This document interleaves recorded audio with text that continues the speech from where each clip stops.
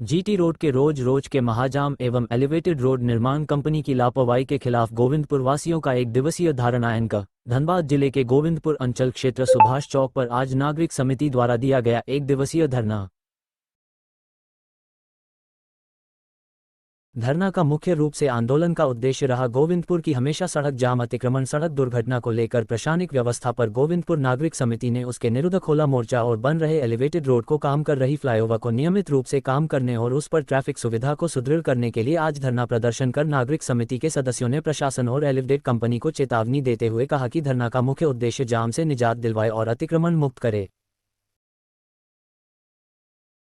धरना स्थगित करने से पहले प्रशासन और एलिवेटेड कंपनी के चेतावनी देते हुए कहा कि अगर सुचारू रूप से पहल नहीं होगी तो आगे उग्र आंदोलन करने के लिए गोविंदपुर नागरिक समिति बाध्य है। इसकी पूरे जिले की समस्या है, बल्कि आप ये कहें क्योंकि एनएच यहाँ से पार हो रहा तो ये पूरे राज्य और देश स्तर की समस्या है और आम जनमानस के हित के लिए और एक खुशी की बात है कि यार इस मंच के माध्यम से हमारे यहाँ के लोकप्रिय सांसद आदरणीय श्री ढुल्लू महतो जी का भी मैं आभार व्यक्त करता हूं कि उनका मेहनत धरना प्रदर्शन किया गया है।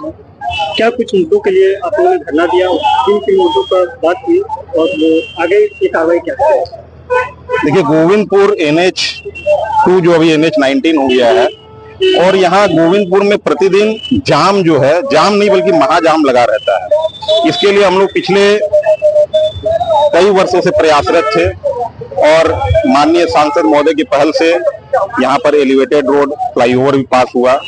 नागरिक समिति हमेशा पत्राचार के माध्यम से जन समस्याओं को अवगत कराते रहती है और पिछले कई दिनों से जो है, जब से ये एलिवेटेड फ्लाईओवर का काम शुरू हुआ है, हम लोगों ने यहाँ के प्रोजेक्ट मैनेजर है उनके पास भी जाकर के उनको भी चिट्ठी दिया कि आप कम से कम प्रॉपर ट्रैफिक की व्यवस्था जो है अपने तरफ से फ्लैगमैन वगैरह रखे, ये सब चीजें रखे। तो उनके द्वारा हमें आश्वासन भी मिला था, परंतु आज तक कोई ठोस कार्रवाई अभी तक धरातल पर उतरी नहीं है। ये पहली धरना है आप लोगों के लिए, आगे की क्या रणनीति रहेगी? नहीं, बिल्कुल, ये तो एक सांकेतिक धरना है। आने वाले समय में और भी उग्र आंदोलन किया जाएगा। हम लोग मुख्यालय पे भी धरना देंगे और मुख्यमंत्री आवास पर भी जाकर के धरना देंगे। देखा जाता है कि यहाँ पे बहुत ट्रैफिक जाम होता है। पूर्व में 1-2 दिन पहले भी एक महिला की मौत हुई, जिसके कारण अभी भी ट्रैफिक सुविधा को गोविंदपुर को सही रूप से नहीं मिल पा। इसके लिए तो नागरिक समिति क्या नहीं, वही हम लोग बता रहे हैं कि आज जो छोटी छोटी चीजें हैं, अगर जैसे पहले भी हम लोगों की ट्रैफिक DSP साहब से बात हुई थी और उन्होंने आश्वासन भी दिया था और जब ट्रैफिक पुलिस मौजूद रहती है तब इस तरह की जाम नहीं रहती है। तो पता नहीं क्यों लोग इस कान से सुनते इस कान से निकाल देते हैं, या ये समझ के परे है, क्योंकि ये जो समस्या है, आज किसी को भी कलकत्ता जाना है, किसी को भी दुर्गापुर एयरपोर्ट पे फ्लाइट पकड़नी है, लोगों की फ्लाइट छूट जा रही है, कोई मरीज है वो एम्बुलेंस में मर जा रहा, एम्बुलेंस पार होने तक का रास्ता नहीं है, बच्चे समय पर स्कूल नहीं जा पा रहे हैं। क्या कहेंगे अतिक्रमण को लेकर, क्या कहेंगे? देखिए, बात जहां तक अतिक्रमण की है, ये भी आप बोलिएगा तो पूरी तरह से प्रशासन की विफलता आप कहेंगे, क्योंकि आज प्रशासन चाह लेगा तो कोई भी व्यक्ति जो है अतिक्रमण नहीं कर सकता है। तो क्यों नहीं प्रशासन इस दिशा में पहल करती है? और जहां तक कि सब्जी मंडी का सवाल है, तो सब्जी मंडी को ऑलरेडी माडा में जो है जगह मिल चुका है, तो उसके बावजूद भी जो है, जो बाहर में लोग ठेला पोमचा लगा रहे हैं, अगर प्रशासन उनको रिक्वेस्ट करके अंदर में ही उनको जगह में बैठा दे तो हमें नहीं लगता कि कोई तरह की जो समस्या होनी चाहिए। मुद्दों को लेकर किया गया और क्या अभी तक गोविंदपुर की जनता की जान बचाने के मुद्दों पर आज धरना हम लोग दिया गया कि गोविंदपुर में आप लगातार देख रहे हैं, कभी रतनपुरा हो, कभी अबरवा हो, कभी गोविंदपुर बाजार हो, कभी ऊपर बाजार हो, चाहे कौवा बंद, लगातार हादसा हो रहा है। किसी की मांग उजड़ रहा है, किसी का बेटा जा रहा है, किसी की बहू जा रहा है, किसी का बाप जा रहा है। इसके वजह से इस चीज को कैसे रोका जाए, ट्रैफिक की व्यवस्था कैसे कराया जाए।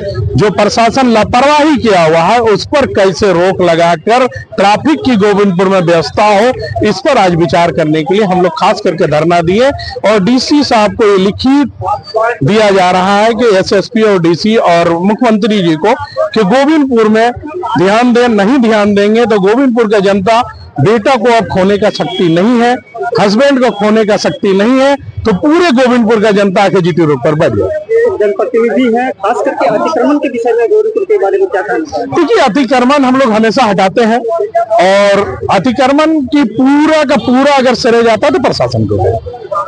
गोविंदपुर का सीओ हो चाहे थाना प्रभारी, ये दो पर है। अगर दो पर आप देखते होंगे हमेशा, अगर सेंट्रल सरकार की मंत्री हो या राज्य सरकार की मंत्री हो, जब उनके रोड पर उसका रास्ता होता है, उनकी चलती होता है कि मंत्री जी आ रहे हैं, रोड क्लियर होता है, अतिक्रमण हट जाता है, उस टाइम क्यों हट जाता है और अभी बाद में अतिक्रमण क्यों? इसीलिए इसका पूरे के पूरे थाना प्रभारी का पूरा सीओ साहब पर जाता है। लोग बोले ना बोले, लेकिन मैं बोल रहा हूँ जिला परिषद सदस्य होने के नाते, इसलिए गोविंदपुर की जनता को जागने की जरूरत है। अगर नहीं जागेंगे, सुविधा दिलाने के लिए आप लोगों के आगे क्या आंदोलन क्या है? सबसे पहले आंदोलन आज देखेंगे, इसके बाद एक मीटिंग है। अगर इसे बीच में अगर सुधार नहीं होता है तो हम लोग सभी लोग एक बैठक करके सबसे पहले हम लोग राज्य सरकार मुख्यमंत्री से मिलेंगे। अगर जरूरत पड़ा तो अभी नागरिक समिति के अध्यक्ष ने कहा कि अगर जरूरत पड़ा तो पीएम मोदी जी से भी मिलेंगे। उसके बाद अगर सुनवाई नहीं हुआ तो गोविंदपुर के जनता आंदोलन करके रोड पर अपना हक लेने का काम करेगी। के द्वारा गोविंदपुर में दिया गया, क्या कुछ निर्णय लिया गया और क्या कुछ बातें आई और क्या आगे की कार्रवाई? सर्वप्रथम हम नागरिक समिति को आभार व्यक्त करते हैं, अभिनंदन करते हैं, क्योंकि गोविंदपुर बाजार में रोजमर्रा की जिंदगी लोग जी रहे हैं।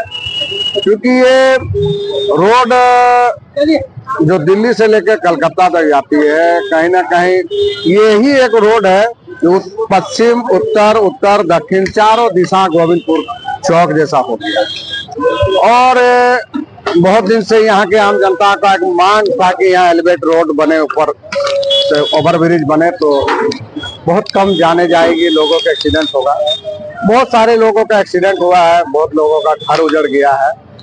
तो अब यहाँ एलिवेटेड रोड बन रहा है, तो हम अभी किसी सरकार का दोष देंगे या इसका दोष देंगे? अगर त्वरित कार्रवाई अगर सब चाहते हैं तो यहाँ जो कंपनी काम कर रही है वहाँ कम से कम वो गाड़ी को देखने के लिए अपना वॉलंटियर और अपना गार्ड रखेंगे कि नहीं, और यहाँ के लोगों को रोजगार से भी जोड़ दिया जाएगा, तो ये तो तत्काल में भी काम हो सकता है।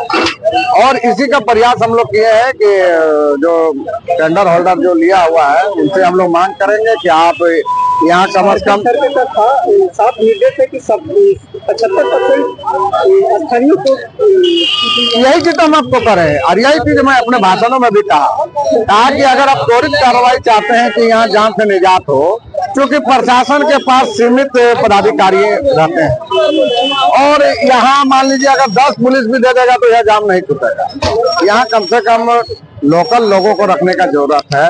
लोकल लोग जब तक जागरूक नहीं होगा, पुलिस प्रशासन क्या कर रहे हैं? यहाँ का देखिए ना, मोटरसाइकिल बाइकर को आप देख सकते हैं, जरा से जरा फिर दहने में लगा दिया, फिर वो दहने में लगा दिया, फिर उसके आगे दहने में लगा दिया।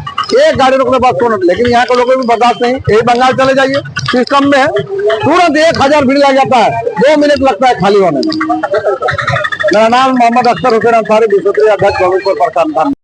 नागरिक समिति द्वारा किया गया, क्या कुछ समस्या को लेकर किया गया और क्या अभी तक गोविंदपुर में जिस तरह वहाँ जाम की समस्या है, इस जाम से सिर्फ गोविंदपुर के नागरिक परेशान नहीं है, इस जाम में टुंडी, पूर्वी टुंडी, निरसा तमाम जनता परेशान रहता है, क्योंकि गोविंदपुर गुजर के ही सबको जाना पड़ता है धनबाद, और धनबाद जाना सबको रोज दिन का काम है।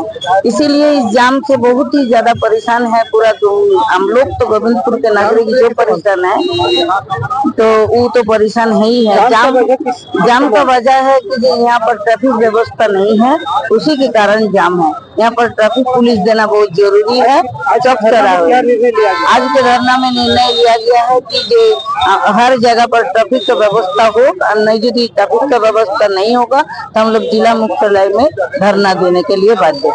आपका परिचय? पूर्व जिला परिषद से